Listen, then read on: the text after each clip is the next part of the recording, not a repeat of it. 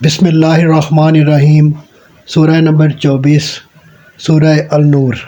نام 5ویں رکوع کی پہلی آیت اللہ نور السماوات والارض سے ماخوذ ہے۔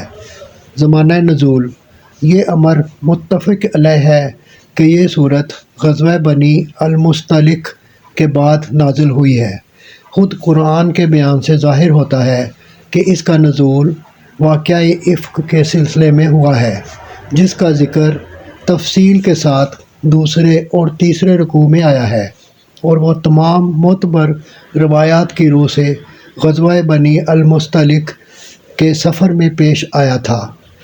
لیکن اختلاف اس امر میں ہے کہ آیا یہ غزوہ 5 ہجری میں غزوہ احزاب سے پہلے ہوا تھا یا 6 ہجری میں غزوہ احزاب کے بعد۔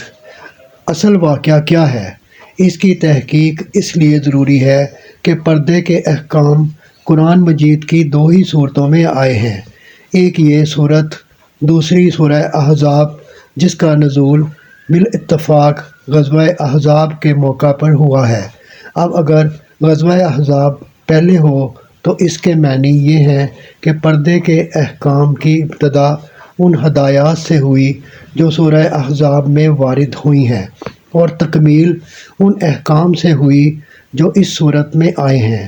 اور اگر غزوہ بنی المصطلق پہلے ہو تو احکام کی ترتیب الٹ جاتی ہے، اور آغاز سورہ نور سے مان کر تکمیل سورہ احزاب والے احکام پر ماننی پڑتی ہے۔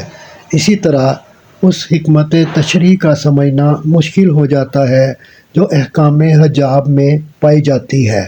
اسی غرض کے لیے ہم آگے بڑھنے سے پہلے زمانہ نزول کی تحقیق کر لینا ضروری سمجھتے ہیں۔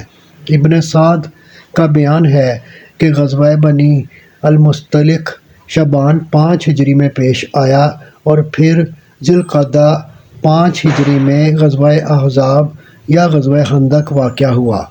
اس کی تائید میں سب سے بڑی شہادت یہ ہے کہ واقعہ افک کے سلسلے میں حضرت عائشہ رضی اللہ تعالیٰ عنہا سے جو روایات مروی ہیں، ان میں سے بعض میں حضرت سعد رضی اللہ تعالیٰ عنہ بن عبادہ اور حضرت سعد رضی اللہ تعالیٰ عنہ بن معاذ کے جھگڑے کا ذکر آتا ہے، اور تمام معتبر روایات کی روح سے حضرت سعد رضی اللہ تعالیٰ عنہ بن معاذ کا انتقال غزوہ بنی قریظہ میں ہوا تھا، جس کا زمانہ وقوع غزوہ احزاب کے متصلاً بعد ہے، لہٰذا 6 ہجری میں ان کے موجود ہونے کا کوئی امکان نہیں۔